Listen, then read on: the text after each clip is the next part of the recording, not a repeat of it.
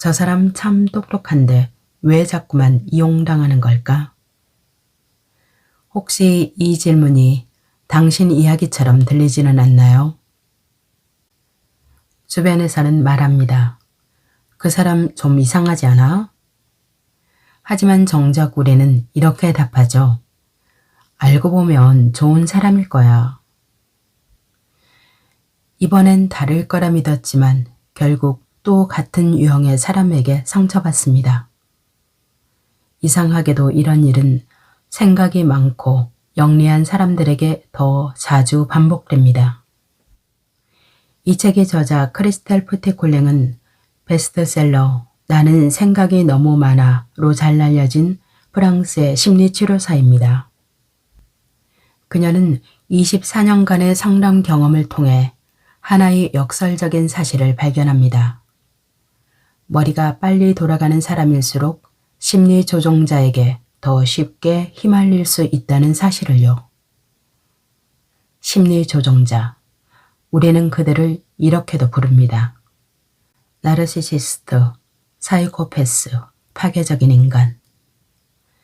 그들은 아주 교묘한 방식으로 관계 속에 들어옵니다. 의심으로 상대를 흔들고 두려움을 이용하고 죄의식을 자극해 천천히 상대를 무너뜨립니다. 이 책은 심리 조종자들이 어떤 얼굴로 다가오는지, 어떤 방식으로 감정을 흔드는지, 그리고 왜 늘 비슷한 관계가 반복되는지를 짚어봅니다. 그 과정에서 관계 속에서 느꼈던 불편함, 이유 없이 쌓였던 죄책감, 설명하기 어려웠던 감정들이 하나씩 제자리를 찾기 시작합니다. 내가 왜 상처받았는지, 왜 늘 같은 지점에서 흔들렸는지를 스스로 알아차리게 되죠. 만약 당신이 반복되는 관계에 지쳐 있다면 내가 너무 예민한 건 아닐까? 라며 자꾸만 자신을 탓하고 있다면 지금의 당신에게 꼭 필요한 이야기일지도 모릅니다. 크리스텔 프티콜랭의 당신은 사람 보는 눈이 필요하군요. 함께 들어볼까요?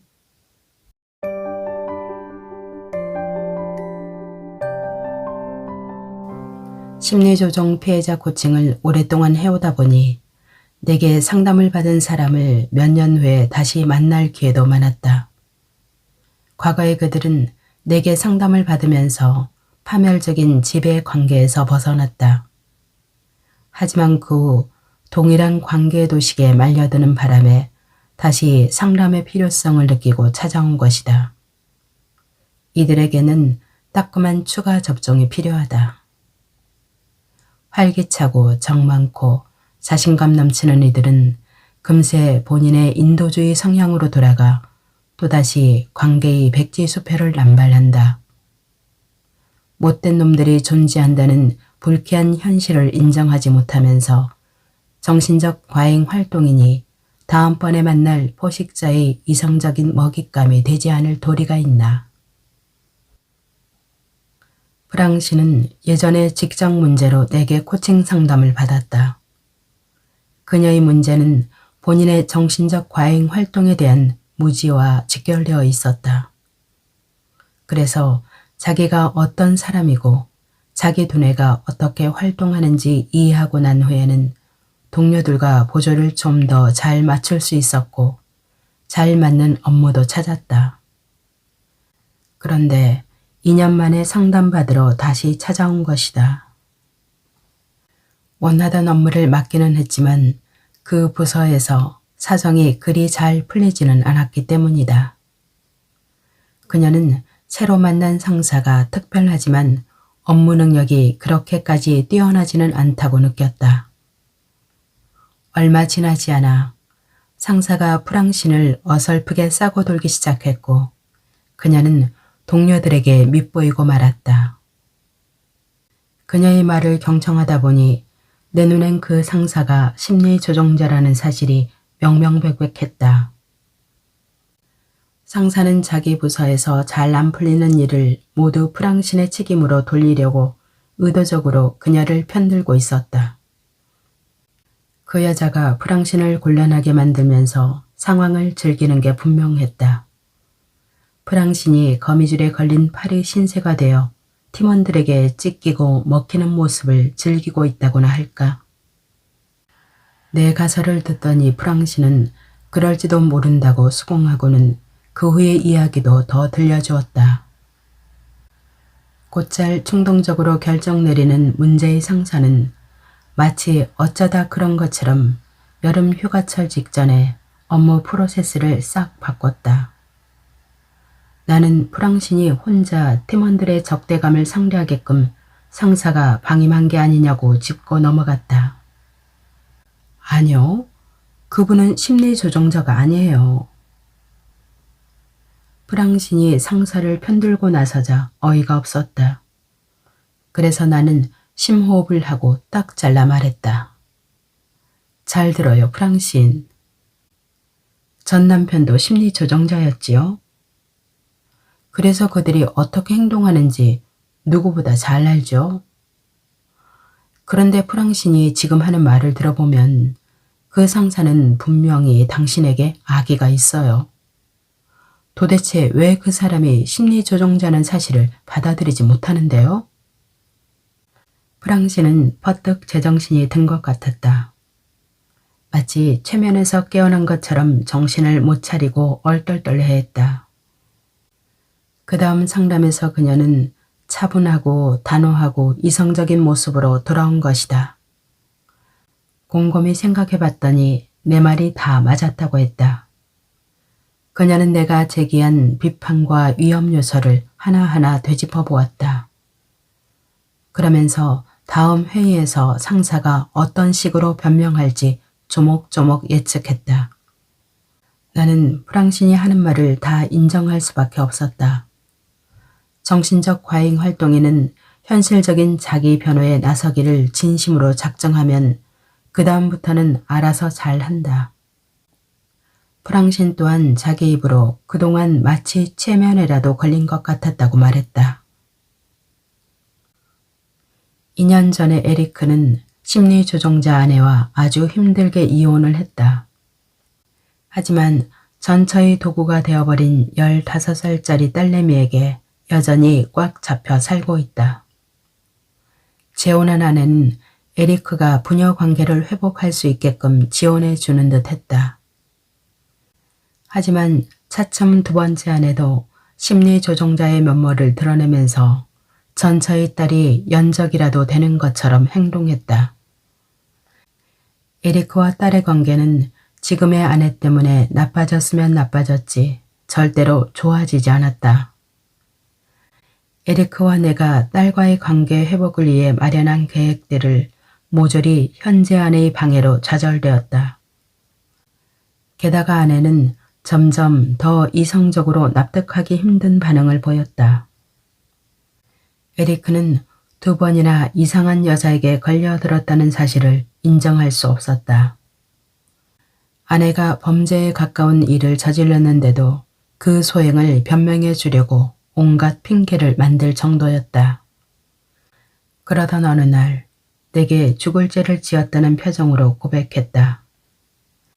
자기도 그런 여자인 줄 알지만 사랑한다나 절대로 헤어질 수 없다나. 프랑신, 소니아, 마리안, 장폴, 에리크. 그 밖에 수많은 사람이 떠오른다. 내게 상담을 받은 사람 가운데 적지 않은 수가 지배 관계에서 빠져나와 2다리 뻗고 살 수 있게 되자마자 기억 상실에 걸린 듯 새로운 지배 관계에 발을 담근다. 자기가 어떤 사람을 만나 욕받는지 까맣게 잊고 또 다른 심리조종자를 인간적이고 선이 넘치는 사람으로 착각하고 다가간다. 외부자의 시선으로 보면 자기가 들어갈 불구덩이를 제 손으로 열심히 파는 것처럼 보일 정도다. 그들은 제 발로 감옥에 들어간 다음에 감옥 열쇠를 순진하게 심리조종자에게 건네준다. 사실과 행동만 따져봐도 명백한 상황을 왜 못 볼까? 너무 남을 쉽게 믿어서? 너무 관대해서? 아니면 사랑받고 싶고 쓸모있는 존재가 되고 싶은 욕망이 너무 커서? 그렇다면 그들의 방어 기제는 어디로 갔을까? 자기 보호를 못하는 건가, 안 하는 건가? 세상에는 심보가 고약하고 못돼 먹은 사람들도 있는데 이 당연한 생각을 그들은 왜 못하는가? 나는 심리조종자와 그 먹잇감 사이의 연결고리, 상응, 유사, 대조, 상호 보완을 목록으로 정리해 보았다. 진입점이 어딜까? 어디서 힘을 받아서 이런 결과가 나왔지? 어떤 반영들이 있지? 서로 이해 못하는 부분은 뭘까? 나는 머리가 빨리 돌아가는 사람일수록 심리조정에 빠지기 쉽다는 놀라운 결론에 이르렀다. 쉽게 이해되지 않겠지만 사실이다. 똑똑한 사람은 다른 사람을 이해하고 싶어하고 상대의 관점을 헤아리려 한다. 난관에 굴하지 않고 이해의 여지를 찾는다. 더욱 안타까운 것은 똑똑한 사람은 모든 오해를 대화로 풀 수 있다고 순진하게 믿는다. 어떤 사람이든 좋은 점도 있게 마련이지요. 난 칼로 무자르듯 사람을 나쁘게 단정하고 싶지 않아요. 이런 류의 천사표 발언을 내가 얼마나 많이 들었는지 아는가. 나는 내게 상담받는 사람들에게 정말로 비극적인 사연들을 들었고 그러한 상황의 동기를 알아내고자 애쓰다 보니 어느새 사이코패스의 사고방식을 거의 직통으로 읽어내게 이르렀다. 나는 상담 대상자가 들려주는 정보에 집중한다. 그러면 어느 순간부터는 골치 아픈 일들을 예측하고 미리 조심시킬 수 있다. 가령 이런 식으로 말을 꺼낸다. 내가 그 심리조정자인데 당신을 피말리게 하고 싶다면 이렇게 행동할 것 같아요. 내 예측은 웬만하면 맞아 떨어진다. 심리조정자의 위험성 수준에 대한 예측도 마찬가지다. 어느 순간부터 내게 상담받는 사람들은 나를 마담 이르마라는 별명으로 부르기 시작했다. 그들은 며칠 뒤 다시 상담을 받으러 와서 이렇게 말한다. 그 인간이 딱 선생님이 말한 대로 나오더라고요. 다행히 선생님께 미리 들은 말이 있어서 대비할 수 있었어요. 자, 심리조정자들이 어떻게 정신의 거미줄로 함정을 착착 짜서 여러분을 걸려들게 하는지, 무엇보다 그들에게 당하지 않으려면 어떻게 해야 하는지 알아보자. 가면을 쓰고 끈앞을 던지는 사람. 심리조정자, 그들은 누구인가? 틀에 박힌 듯 똑같은 프로필. 어린 시절 학교에서 여러분을 힘들고 괴롭게 한 아이들을 떠올려 보자. 여러분의 간식을 빼앗아 먹고 짜증나게 괴롭히면서 킬킬대고 좋아하던 코울리개가 있지 않았나? 혹시 다른 친구들 있는 데서 교묘하게 창피해주는 말을 골라 하면서 허구한 날 여러분을 웃음거리로 만들던 아이라든가. 중학교도 크게 다르지 않았을 것이다. 학교에서 더 심하게 괴롭힘을 당한 쓰라린 기억이 있을지도 모르겠다. 아마 고등학교에서도 남을 괴롭히기 좋아하는 친구들을 만났을 것이다. 대학교의 신입생 환영회에서도 난감한 순간이 있었는지 모른다. 행동 패턴은 똑같다. 피해자는 놀림당하고 따돌림당한다. 창피당하거나 협박당한다. 실제로 얻어맞거나 심하게는 성학대를 당하기까지 한다. 여기서는 그 못돼 먹은 콜레게들이 어땠는가만 기억하자. 그들은 바보 같고 심술 피우고 귀찮게 굴고 음흉하다. 하지만 담임선생님이 나타나기 무섭게 안면을 바꾸고 걸핏하면 우는 소리를 한다. 그런 아이들은 어른들의 시선이 미치지 않는 후미진 운동장 구석이나 화장실 같은 곳에서 자기보다 어리고 똑똑하고 약하고 친구가 별로 없는 아이를 골라 공략한다. 여러분이 지금 딱하다고 생각하는 심리 조종자들이 그 잔인하고 사악한 꼬마들, 여러분의 학창시절을 무참히 짓밟던 바로 그 꼬마들이다. 이제 다 자라서 어른 행세를 하고 살지만 그들의 정신머리나 행동거지는 변하지 않는다. 여전히 사정이 안 보이는 데서 이웃들의 눈길을 피해 혹은 법의 감시를 피해 못된 짓을 일삼고 있으니까. 그들은 항상 괴롭힐 상대를 찾는다. 그들은 지금도 여전히 거짓말쟁이, 사기꾼, 거머리 같은 인간이다. 이런 사람을 지칭하는 말은 아주 많다. 나르시시즘에 빠진 변태, 나르시시스트, 사이코패스, 파괴적인 심리 조종자 등 나는 간단하게 심리 조종자라고만 부르는 편이다. 두 얼굴의 심리 조종자. 두 얼굴의 소유자가 심리 조종자의 첫 번째 특징이다. 상담을 하다 보면 이 기준은 어떤 예외도 없이 100% 들어맞는다. 첫 번째 얼굴은 아주 호감이 가고 사근사근하다. 이 얼굴은 대외용이라서 다른 사람의 눈이 있을 때나 심리 조종자가 먹잇감 후보를 유혹하는 단계에서만 나온다. 두 번째 얼굴은 음침하고 잔인하다. 시간이 갈수록 심리 조종자는 앙심이 깊어진다. 하지만 심리 조종자와 사적으로 깊은 관계에 있는 사람들만 두 번째 얼굴을 안다. 피해자 한 사람만이 이 얼굴을 아는 경우도 많다. 피해자가 심리 조종자의 악행을 감히 고발하고 나서지 못하는 이유 가운데 하나가 바로 여기에 있다. 외부 사람들은 그 사람의 호감형 얼굴밖에 모르기 때문에 자기가 무슨 말을 해도 믿어주지 않을 거라 생각하니까 말이다. 사람들은 대부분 호감형 얼굴이 가면이라고 인정하기 힘들어한다. 상대가 본래 성품은 착한데 잠시 뭐에 씌어 저러는 거라고 생각한다면 그 사람에게 자기가 원하는 대로 5만 가지 변명과 핑계를 만들어줄 수도 있다. 또한 누구에게나 좋은 점은 있으니 사람을 함부로 판단해서는 안 된다는 천사표 답론에 머물 수도 있다. 그렇게 그 사람의 행동을 감싸주면 당신도 공모자가 되는 셈이다. 당신은 입장을 분명히 하고 자기 주장을 펼치고 필요하다면 갈등도 불사해야만 할 것이다. 끈앞을 4가닥이면 충분하다. 심리 조종자의 4가닥 끈앞풀은 유혹, 피해자의 행세, 위협, 죄의식 조장이다. 이 4가닥이 잘 움직여주기만 하면 심리 조종자는 한껏 당신을 꼭두각시로 부릴 수 있다.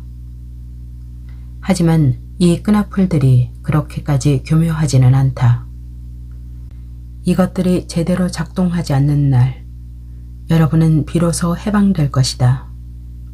심리 조종자는 끈앞풀을 조작하는 것 말고는 아무것도 할 줄 모르는 사람이기 때문이다.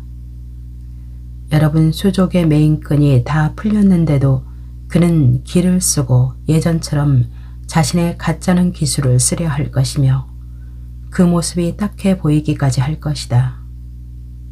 점점 더 우스꽝스럽게 느껴질 것이다. 여러분이 거리를 둘수록 그 사람의 의도가 훤히 보인다. 유혹. 심리조종자는 당신을 유혹하기 위해 근사한 가면을 쓴다. 가면을 쓴 그 사람은 왠지 마음에 들고 말도 잘 통하고 친근하다. 하지만 조금 가까이서 들여다보면 그런 행동이 우애나 애정과 별 상관이 없다는 것을 알 수 있다. 그는 다소 부적절하게 당신과 친한 척하고 무례하다 싶을 정도로 허물 없이 굴고 과하게 호기심을 드러내고 배짱 좋게 불쑥 당신의 사생활에 들어온다. 만난 지 10번밖에 안 됐는데 벌써부터 올해 여름 휴가를 함께 보낼 것처럼 이야기한다. 있잖아, 내가 낚시하기 좋은 데를 알아. 내가 꼭 데려가 줄게. 찡긋 윙크까지 한다. 정말이지 냉철한 눈으로 보면 그 사람은 부침성이 좋다기보다는 오지랖을 떤다고 볼만하다. 심리조종자는 여기에 아부라는 수법을 곁들인다. 당신은 아부 따위에 넘어가지 않는다고? 자신하지 말자. 우리 모두는 칭찬, 축하, 격려를 필요로 하고 자신감이 유독 위축된 때라면 더욱더 그렇다. 피해자들은 대부분 이렇게 약해져 있을 때 덫에 걸려든다. 또한 심리조종자는 솔깃한 약설들을 남발한다. 유혹 단계에 있을 때 심리조종자는 당신에게 궁금한 점이 참 많다.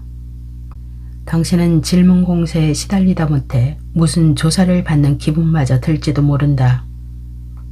상대의 목표는 당신의 원동력, 당신을 곧바로 발끈하게 하는 시동장치, 당신의 약점을 파악하는 것이다. 당신의 가장 큰 꿈을 알아냈다면 당신에게 족쇄를 채우는 법도 알아낸 것이다. 심리조종자는 자기가 그 꿈을 이루어줄 수 있을 것처럼 군다. 당신이 꿈에 그리던 잘생긴 왕자님 또는 다정한 공주님이 되어줄 것처럼. 세상에 이런 인연이 있을까? 당신은 늘 자녀가 많은 가정을 꾸리고 싶었는데 이 사람도 아이들이라면 깜빡 죽고 장차 10명을 낳아도 상관없단다. 절묘한 우연의 일치로 당신이 열렬히 좋아하는 밴드의 베이스 기타가 그 사람의 중마고우라서 말만 하면 당신을 VIP 초대석에 앉혀줄 수도 있다나? 순진한 이들을 위해 굳이 부연하자면 물론 몽땅 거짓말이다. 2단계에서 심리조종자는 당신의 드림캐쳐로 보이려고 애쓸 뿐이다. 심리조종자가 자기 뜻대로 당신의 꿈을 납치했다면 이제 당신을 자기 맘대로 부릴 것이다. 드림캐쳐보다 훨씬 심각한 수법이 있다. 심리조종자들이 유혹 단계에서 아무렇지 않게 고사하는 모방이다. 이 수법은 사용에 아무 어려움이 없다. 당신과 똑같이 생각하고 행동하는 척하면서 이따금 신기해 죽겠다는 듯 감탄만 하면 된다. 와, 희한하네. 나도 그렇거든. 나도 그 영화 진짜 좋아해. 세상에, 네 말이 맞아. 나도 딱 그렇게 생각하고 있었어. 그래, 내가 하려던 말이 바로 그거야. 심리조종자의 화법은 이런 식이다. 아, 네가 제일 감명 깊게 본 영화는 뭐야? 아, 그래? 내가 제일 좋아하는 영화가 바로 그거야. 상대는 심지어 그 영화를 보지도 않았으면서 이런 말을 천연덕스럽게 할 수 있는 인간이다. 영화를 보지 않았다는 사실이 들통나더라도 그 사람은 얼렁뚱땅 잘 넘어갈 것이다. 아, 그 영화 얘기하는 거였어? 내가 잘못 알았구나. 그러고는 얼른 다른 얘기로 화제를 돌린다. 상대는 태도 바꾸기 선수다. 모방은 단순하지만 가공할 만한 위력을 지닌 무기다. 특히 남들에게 이해받지 못하는 쓸쓸함을 자꾸 느끼는 사람, 혼자서만 다른 별에서 떨어진 것처럼 왠지 자신은 남들과 다르다고 느끼는 사람에게 이 무기는 치명적이다. 심리조종자가 거울에 비친 자기 모습처럼 행동하기 때문에 당신은 드디어 동족을 만났다고 착각하기 쉽다. 그 사람은 나를 이해해주고 나와 비슷하게 생각하고 나를 내 모습 그대로 받아들여 줄 것 같아. 할렐루야. 심리조정자는 당신의 꿈을 포착하고 당신을 모방할 뿐이지만 당신은 간절히 기다려온 베스트 프렌드, 소울메이트, 멘토, 동역자를 드디어 찾았다고 믿게 될 것이다. 이 의도적인 모방 때문에 여러분은 심리조정자에게 자기 분신을 발견한 것 같은 느낌이 든다. 이 상황은 정신적 과잉 활동인에게 엄청나게 위험하다. 그러므로 대인관계의 분별력을 발휘하는 법을 아는 것이 시급하다. 섣부른 모방의 시도를 바로바로 알아차리는 법을 배우자. 자기에 대한 이야기를 너무 많이 하지 말고 상대가 먼저 이야기하도록 내버려두자. 모방의 함정을 피하고 싶거든 자기 자신에게 이 사람은 어떤 점이 나랑 같지 보다는 이 사람은 어떤 점에서 나와 다르지? 라는 질문을 던져보자. 그리고 이 지점을 꼭 짚고 넘어가자. 저 사람은 말과 행동이 일치하는가? 말은 거짓으로 짜고 엮을 수도 있으니 말보다는 행동을 잘 보자. 주의하라. 듣기 좋은 약속과 아부를 경계하라. 자기 자신과 자기 가치관, 자기 느낌을 확고하게 믿는 사람일수록 유혹자들의 수작에 잘 넘어가지 않는다. 피해자 행세. 심리조정자는 여러분과 만난 지 얼마 안 되어 자신이 큰 불행을 겪었거나 운이 지독히 나쁘거나 박해를 받은 적 있는 사람처럼 보이려 애쓸 것이다. 그 사람의 목표는 당신의 마음을 자극해 연민을 불러일으키는 것이다. 심리조정자가 당신의 동정심을 불러일으켰다면 당신은 함정에 빠진 거다. 이제 그에게 상처가 될 법한 말은 감히 꺼내지도 못할 것이요. 그의 뜻을 거르는 말조차 못해서 당신의 상식이나 자기 존중마저 양보하게 될 테니까. 그들은 자기가 지구에서 제일 불쌍한 사람인 척, 팔자가 더럽게도 사나웠던 척, 나쁜 사람을 만나 인생이 꼬였던 척, 지독히도 힘든 척 하는데 늘 자기 탓이 아니라 남 탓이다. 그들은 늘 하소연을 한다. 목소리가 크고 말이 많다. 수도꼭지 돌리듯 마음만 먹으면 당장 눈물을 쏟을 수 있는 사람들이다. 희한하게도 그들은 늘 자기 불행에 아무런 책임이 없다. 언제나 남들이 죽일 놈 죽일 년이다. 선량하기 짝이 없는 당신은 측은한 마음을 가눌 수가 없어서 적극적으로 도움의 손길을 내민다. 위협. 위협은 세 번째 끈아풀이다.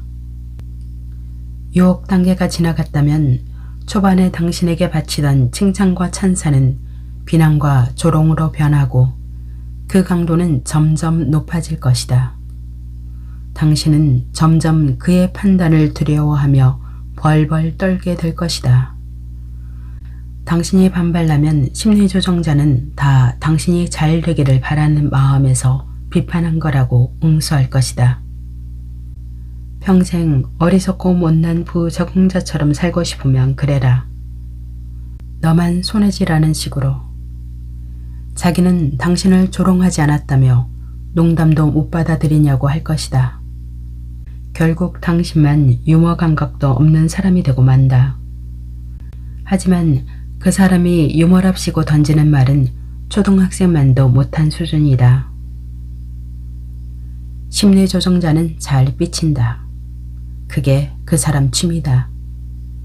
벼랑간 정색하고 입을 꾹 다문다. 그러면 분위기가 무거워진다. 심리조정자는 말없이 비난의 화살들을 쏘아댄다. 저 사람이 왜 갑자기 심기가 상했는지 짐작하고 알아내는 것은 당신의 몫이다. 나중에 그는 발작이라도 하듯 분노를 쏟아내고 한바탕 난리를 친다. 견디기 힘든 토라짐과 분노 발작은 다소 위장된 보복으로 차츰 발전할 것이다. 이걸 해독하는 것도 당신 몫이다. 그가 당신더러 친구로 알고 지내는 남자를 만나도 괜찮다고, 자기는 신경 쓰지 않으니까 당신 마음대로 하라고 이야기를 했다 치자. 그런데 당신이 친구들 모임에 갔다 올 때마다 그 사람은 꼬박 이틀을 말도 안 하고 기분 나쁜 표정을 일관한다. 원인과 결과를 연결짓는 것은 당신이 해야 할 일이다. 당신은 그 사람이 화내고 난리치는 상황이 두려워져 점점 더 살얼음판 걷듯 조심스러워진다. 매사에 그 사람을 이해하려 하고 반응을 예측하려 하고 무슨 일이 있어도 심기를 거스르지 않으려 애쓴다. 당신의 복종은 사태를 더욱 악화시킨다. 당신이 털을 닦아 놓을수록 상대는 더 멀리까지 갈 수 있기 때문이다. 두려움은 위험을 피할 수 없다는 말이 있다. 심리조정자와의 관계에서 이 말은 특히 일리가 있다. 당신이 확실하게 자기 입장을 밀고 나가지 않는 한 심리조정자는 멈추지 않을 것이다. 언제가 됐든 조만간에 자기 주장을 펼치는 법을 배워야만 한다.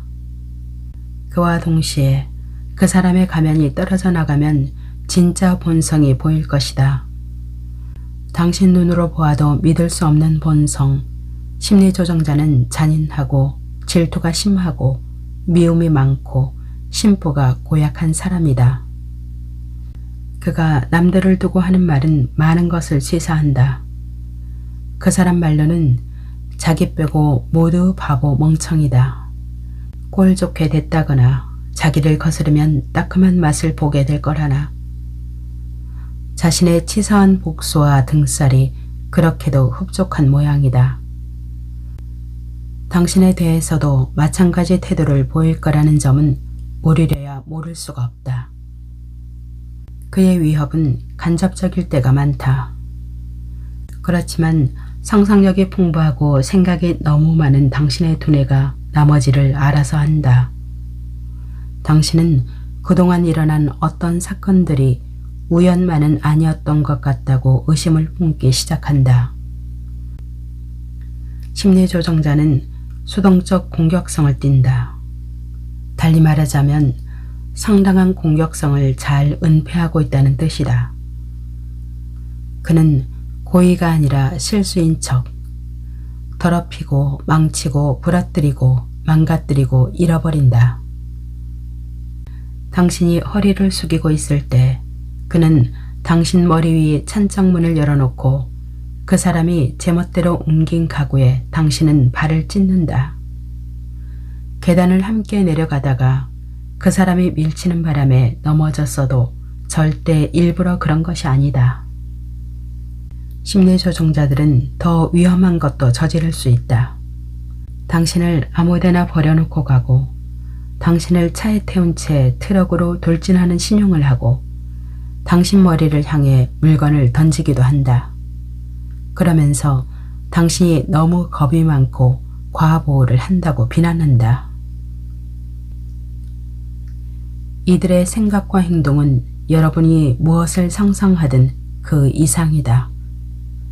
여러분은 자기를 보호하는 법을 배워야 한다. 죄의식 조장. 네 번째 끈어풀은 죄의식 조장이다. 학창시절부터 그랬다.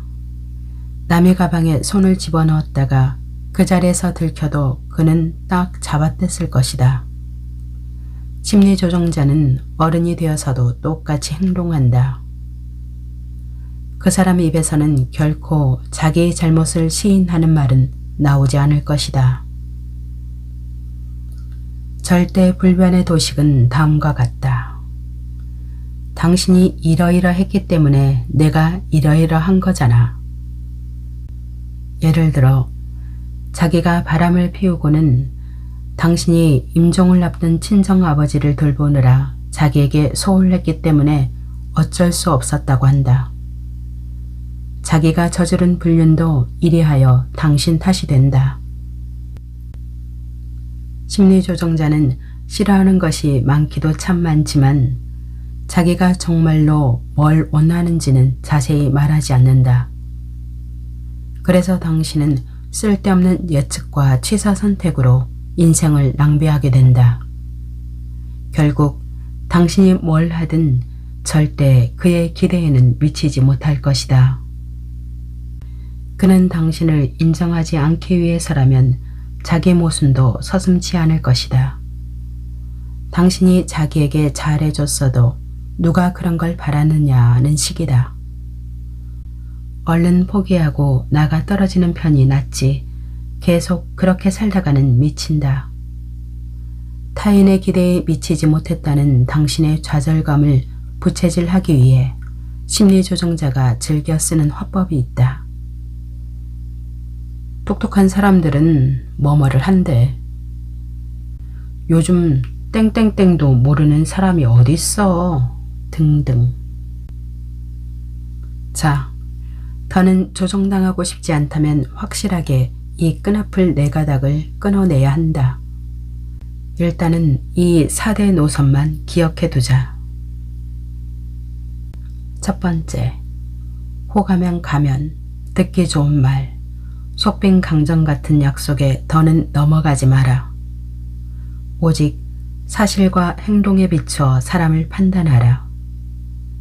무엇보다도 이제는 관계의 백지수표를 끊어주지 마라. 시간을 충분히 들여라. 사람 됨됨이를 고작 몇 시간 만나고 알 수는 없으니 말이다. 두 번째, 끈끈한 연민에 빠져 허우적거리고 싶지 않거든 못된 사람과 불행한 사람을 혼동하지 마라.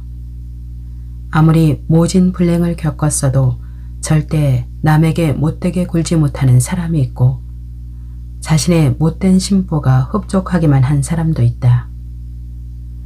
정상적인 사람이라면 자기 문제는 자기가 책임지고 해결해야 한다고 생각한다. 세 번째, 여러분은 이제 학교 운동장에서 뛰어놓은 초등학생이 아니다. 자기 자신을 보호할 수 있는 규칙들이 있다. 더 이상 위협에 넘어가지 마라. 가급적 갈등을 꾀하고 자기 주장을 차분하게 펼치는 연습을 하라.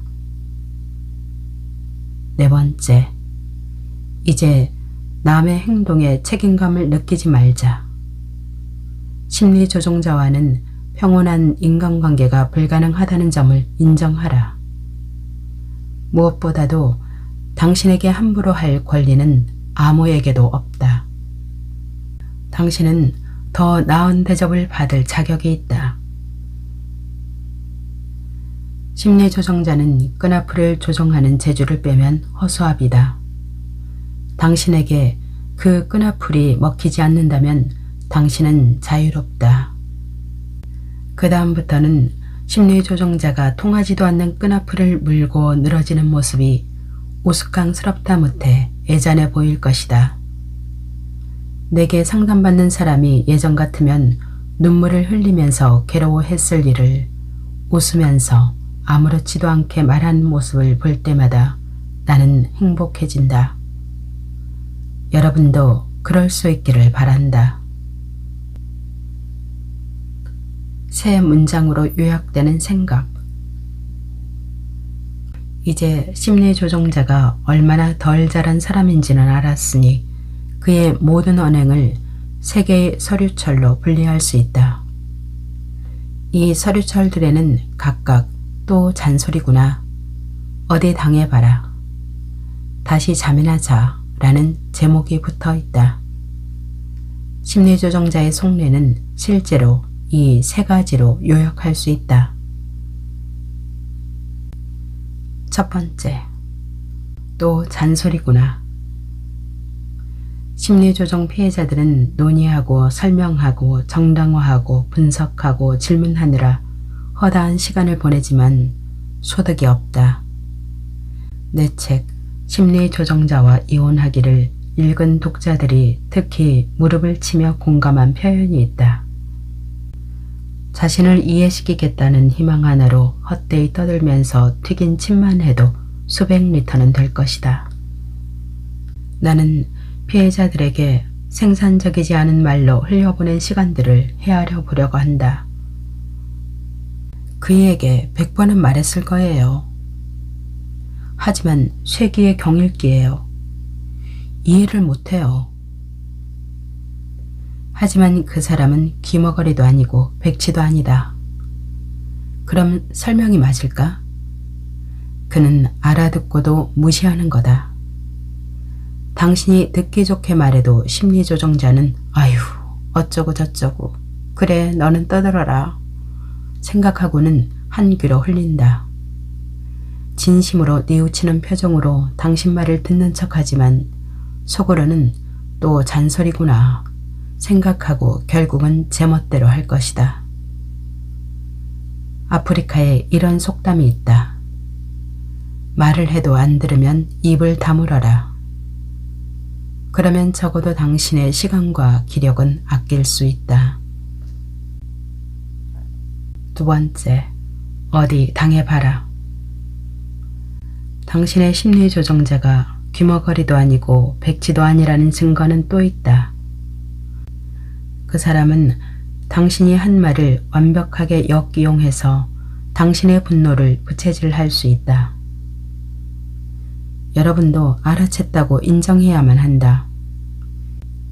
희한하게도 당신이 남편에게 집에 좀 일찍 들어왔으면 좋겠다고 말하면 그 사람은 점점 더 집에 늦게 들어온다. 한 피상담자가 이런 얘기를 했다. 우리 남편은 정신을 어디 두고 사는지 모르겠어요. 걔 산책시키고 올게. 나 열쇠 안 가지고 가. 라고 분명히 말했는데요. 듣지 않아도 그 다음 말은 알 것 같았다. 집에 돌아왔더니 남편이 현관문을 열쇠로 잠그고 나갔군요. 휴대전화도 안 들고. 어떻게 하셨어요? 피상담자의 눈이 둥그레졌다. 남편분이 일부러 그랬을 테니까요. 저도 그런 생각이 스치듯 들긴 했어요. 자, 어디 보자. 남편은 아내가 하는 말을 못 들은 게 아니라 오히려 분명히 들었기 때문에 문을 잠그고 나가서 아내를 골탕 먹일 수 있었다. 심리조정자는 당신이 평정심을 잃고 길길이 뛰기를 바라는 불량배다. 이 못된 심보를 미성숙함과 연결하면 내가 앞에서 쓴 내용이 확실하게 이해될 것이다. 그는 부수고 망가뜨리고 잃어버린다. 부수고 더럽히고 망가뜨리기를 좋아하는 인간이니까. 특히 당신을 도발하는 일은 그가 가장 즐기는 활동이다. 당신은 그의 뜻을 거역했다는 이유로 보복을 당할 수도 있다. 순전히 복수일 수도 있고 조련일 수도 있다. 심리조정자는 언제나 당신에게 벌을 주어 마땅하다고 생각한다. 그뿐만 아니라 그 코올리게는 편안한 마음이나 삶의 기쁨을 눈꼴시게 싫어하기 때문에 당신이 아무 걱정 없이 기분 좋게 지내는 꼴을 못 본다. 시험을 해보라. 그 사람 앞에서 기분 좋은 얼굴을 하고 콧노래를 흥얼거려 보라. 지체 없이 보복이 날아올 것이다. 다시 잠이나 자. 심리조정자는 자기가 정말로 선을 넘었을 때, 자기 생각에도 이러다 큰일 나겠다 싶을 때, 진짜 모습을 들킬 것 같을 때, 특히 당신이 관계를 완전히 정리하려 할 때 갑자기 잘해주기 시작한다. 여기에 속으면 안 된다. 상대는 단지 타임 아웃, 나 잠깐 쉰다 라고 말하고 있을 뿐이다. 당신이 충분히 거리를 두고 이 상황을 바라본다면 당신의 간곡한 호소를 상대가 다 들었다는 사실을 깨달을 것이다. 몇 달, 몇 년을 부탁했어도 못 들은 체 하던 사람이 이제는 당신이 바라는 대로 따라준다. 당신은 이제야 저 사람이 내 뜻을 알아주는구나, 드디어 개과천선하는구나 라고 생각하고 싶다. 하지만 그 변화는 오래 지속되지 않는다. 당신의 경계심이 다시 잠들기가 무섭게 그는 또 잔소리하는구나 모드로 돌아갈 것이다. 다시 잠이나 자 단계는 여러분에게 특히 위험하다. 그 사람이 살갑게 구는 이 시기에 당신이 솔직하게 털어놓은 속내 이야기는 나중에 부메랑이 되어 당신을 칠 테니까. 게다가 심리조정자는 당신을 마비시키는 동안 이런저런 약속을 서둘러 받아낸다. 다시 말해 오래갈 덫을 놓는 것이다. 분명히 짚고 넘어가자. 당신에게만 덧치고 당신만 지켜야 하는 약속이다. 그 사람은 자기가 뭘 지켜야 한다는 생각이 없다. 그래서 말이 앞선다. 내가 살펴본 바로는 다시 잠이나 자 단계가 보름 이상 가는 경우는 드물다. 그렇기 때문에 피해자들이 보름 이상 꿋꿋이 버티기만 하면 심리조정의 최면에 좀 채 다시 빠지지 않는다. 그들은 심리조정의 기만성을 완전히 꿰뚫어 보게 된 것이다. 그렇지만 코칭이라는 틀 박혀 있는 피해자들은 갈등을 싫어하고 상대의 선의를 믿고 싶어 하기 때문에 차라리 거짓 화합 속에 다시 잠들기를 원한다. 그러나 이 소강 상태는 오래갈 리 없다. 당신이 다시 함정 속으로 충분히 깊이 들어오자마자 심리조정자는 가면을 벗어서 내팽개칠 것이다. 그는 당신을 잃을까봐 진땀을 한 번 흘렸기 때문에 더욱 복종을 요구할 것이요. 당신은 반항의 대가를 치러야 할 것이다. 그 사람의 소유욕에는 애정이 없다. 고양이가 쥐를 좋아하듯이 매장을 찾은 고객이 무료 보관함을 좋아하듯이 당신을 좋아할 뿐이다.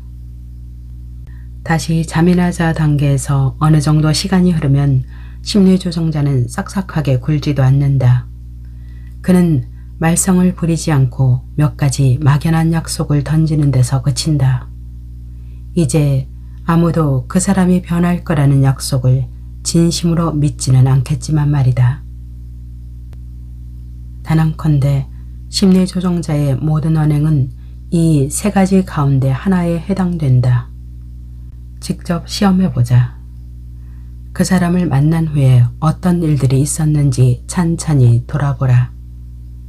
여러분은 그 일들을 전부 3개의 서류철에 나눠 담을 수 있고 4번째 서류철은 필요하지도 않을 것이다. 사람 보는 눈을 키우는데 효과적인 기술들. 모든 인간관계에서 유용할 뿐더러 심리조정자를 상대하기에 더없이 요긴한 자기주장을 할 수 있다면 이미 마지막 단계에 온 것이다. 이건 굉장히 까다롭고 어렵지만 꼭 필요한 일이다. 일단은 여러분이 부딪히게 될 어려움의 성격부터 얘기해보자. 심리조정자 앞에선 왜 거절이 힘들까? 심리조정자는 부담스럽고 고집이 세며 위협적인 사람이다. 그는 여러분의 거절에서 아주 작은 빈틈이라도 발견하면 그걸 붙들고 늘어지며 여러분을 심각하게 괴롭힐 수도 있다. 앵간히 딱 부러지게 싫어 라고 하지 않으면 그 사람은 거절을 거절로 접수하지도 않는다. 그는 예상 가능한 반박들을 완벽하게 처리한다. 당신이 변명하면 그 사람은 당신 주장에 근거가 없음을 증명해 보일 것이다. 당신이 싫어라고 했어도 심리조정자는 싫어가 머지않아 좋아가 될 거라고 생각한다. 그렇기 때문에 여러분의 싫어는 더없이 고집스러워야 한다. 여러분은 불굴의 의지로 버텨야 하고 눈꽃만큼도 여지를 주지 않는 겁으로써 심리조정자를 떨쳐내야 한다. 생각보다는 어렵지 않다. 심리조정자는 강교하고 거짓말을 잘하며 언제나 불성실하기 짝이 없다. 그 사람은 촉박함을 앞세워 압박을 가하고 의사결정에 중요한 정보를 고의로 숨기고 자료를 바꿔서 여러분을 함정에 빠뜨린다. 그 사람이 늘어놓는 정보나 자료만 봐서는 거절할 이유가 하등 없을 것 같다. 야, 이거 너한테는 대박이야. 내가 이런 제안을 하는 걸 고맙게 생각해야 돼. 2번 생각할 필요도 없어. 무조건 오케이 해야 되는 일이야. 자, 빨리 결정해. 기회는 지금뿐이다. 네가 싫다고 하면 난 2번 말하지 않을 거야. 여러분이 여기에 휩쓸리지 않으려면 충분히 멀찍이 물러나 사안의 긴급성부터 제거해야 할 것이다. 자기의 느낌을 믿어보자. 믿기지 않을 정도로 조건들이 좋다면 대개는 결코 믿으면 안 되는 조건들이다. 충분히 시간을 들여 정보를 수집하고 함정을 간파하라. 계약서 하단에 깨알 같은 글씨로 들어가 있는 조항들도 빠뜨리지 않고 숙지해야 한다. 유아적 전능 환상에 정체되어 있는 심리조정자는 자기 뜻을 거스르는 것은 용납할 수 없다고 생각한다. 그래서 수틀렸다 하면 개거품을 물고 협박과 욕설을 퍼붓고는 안갚음을 하려 든다. 따라서 당신이 그에게 싫어라고 말했다면 그를 좌절시킬 셈이므로 무서운 눈초리, 분노 발작, 보복이 따라올 것이다.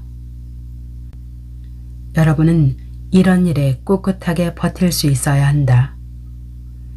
어린애가 한바탕 떼를 쓰는구나 라는 눈길로 그의 분노 발작을 바라보라. 게다가 앞에서도 말했듯이 나는 여러분이 그를 더 자주 도발해서 분노 발작을 불러일으키기를 바란다. 여러분은 그런 상황에서 자기 주장을 점차 더 잘 펼칠 수 있게 될 것이다. 잘 기억하라. 어린애는 크게 떼를 쓰고 나면 얌전하게 말을 잘 듣는다. 단순하지만 탁월한 자기 주장의 도구. 자기 주장을 잘하게 될수록 관계의 구성 요소들을 바꾸기도 쉬워진다. 그렇게 할 수 있으려면 몇 가지 간단한 기법을 알아두는 것이 좋다. 이 기법들은 그냥 실제로 사용하기만 하면 될 만큼 단순하지만 현장에서 효과가 확실하다. 긴급성을 앞세운 압박 거부하기. 자, 여기 입 밖으로 내기만 하면 되는 마법의 주문이 있다. 한번 천천히 생각해 볼게. 상대가 독촉하거든 달태랑의 명언을 인용하라. 그렇게 긴급하다면 벌써 너무 늦은 게지. 아니면 그냥 슛을 날려라. 내가 일정이 안 돼. 다른 약속이 확정될 거고 기다리는 중이라서. 내가 여력이 될지 아직은 잘 모르겠네. 조금 더 훈련되면 이렇게 받아칠 수도 있을 것이다. 네가 이렇게 상황을 급박하게 만든 거야. 좀 더 일찍 말을 했어야지. 이런 경우는 원칙적으로 응 하면 안 된다고 봐. 남에게 등 떠밀리는 것도 싫고 이미 다 벌려놓은 일을 들이밀면서 결정하라고 하는 것도 정말 별로야. 다음부터는 미리 얘기해. 긁힌 디스크. 그동안 여러분은 변명에 너무 많은 시간을 쏟았다. 긁힌 디스크 기법이 여러분의 시간과 에너지를 절약해 줄 것이다. 이제 여러분의 입장을 간단히 서너 마디로 정리하고 그 말만 무한 반복하라. 엄마, 2번 말했어요. 우리는 크리스마스에 못 가요. 엄마, 5번째요. 우리는 크리스마스에 안 갈 거예요. 저 10번째 말하는 거예요. 우리는 크리스마스에 엄마한테 못 가요.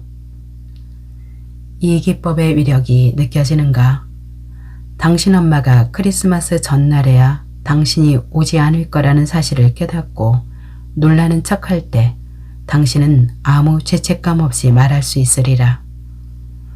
엄마, 원래는 크리스마스에 엄마한테 못 간다고 정확히 14번 말씀드렸어요. 엄마가 듣기 싫어서 안 들으셨나 보네요. 마법을 일으키는 말. 긁힌 디스크 기법은 여러분의 입장을 좀 더 확고히 다져준다. 하지만 이 기법만으로는 심리 조종자를 상대할 수 없다. 그 사람의 목표는 당신이 변명을 하게 만들어서 그중 뭐라도 꼬투리 잡을 것이다. 심리 조종자는 당신이 싫다고 말한 이유에는 관심이 없고 당신의 거부를 무력화할 방법에만 관심이 있다. 그 사람이 시비를 걸 때 말려들었다면 이미 진 거다. 그는 무익한 궤변으로 당신을 유인하고 똥개 훈련시키고 정신적 혼란에 빠뜨릴 것이다. 그러고는 당신의 의견을 부침개 뒤집듯 홀라당 뒤집어 놓을 것이다. 그러니까 논쟁에 끼지 않는 게 상책이다. 마법의 주문 같은 이 네 문장을 구사하면 얼마든지 가능하다. 두고 보라. 이 말들이 기적을 일으키고 쓸데없는 갈등을 적잖이 덜어줄 테니까. 첫 번째, 당신이 그렇게 말하는 거지. 두 번째, 그렇게 생각하는 거야. 당신 자유야. 세 번째, 그건 당신 의견이고. 네 번째, 완벽한 사람은 없는 거야. 가령 당신을 심리적으로 조종하려 드는 어머니에게 크리스마스에 못 간다는 말을 10번, 20번 반복하면 상대는 다른 방향에서 당신의 죄책감을 자극하려 할 것이다. 엄마는 안중에도 없구나. 자식으로서 이래도 되는 거냐? 너는 늘 네 마누라와 네 새끼들만 중하지? 네 동생이 무척 실망할 거다. 자, 마법의 말을 어떻게 적용하면 좋을까? 엄마는 안중에도 없구나. 그건 어머니 생각이에요. 자식으로서 이래도 되는 거냐? 세상에 완벽한 사람은 없어요. 너는 늘 네 마누라와 네 새끼들만 중하지? 그렇게 생각하는 건 어머니 자유예요. 네 동생이 무척 실망할 거다. 어머니가 그렇게 말씀하시는 거죠? 보시다시피 저절로 착착 맞아 들어간다. 피해자들은 자기 주장에서 웬만큼 진전을 보자마자 한결 살기가 편해진다. 활력이 생기고 머릿속이 정리된다. 우연 안개가 조금씩 걷히는 것 같다. 심리조종자의 본색이 드러난다.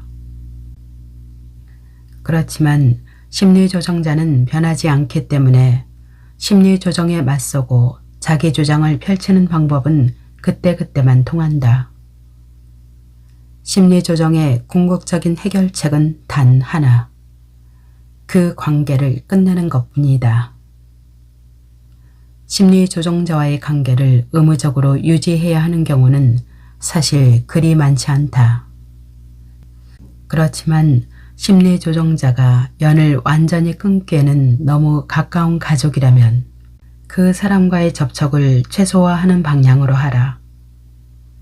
이를테면 1년에 몇 번 같이 밥을 먹고 두세 달에 한 번 전화를 하되 통화는 10분을 넘기지 않는 식으로 말이다. 무엇보다 개인적인 얘기는 절대로 하지 마라. 날씨 얘기나 하고 안부나 확인하면 그걸로 족하다. 심리조종자가 가까운 가족이 아닌 모든 경우에 대해서는 이렇게 단언할 수 있다. 도망치는 게 살 길이다.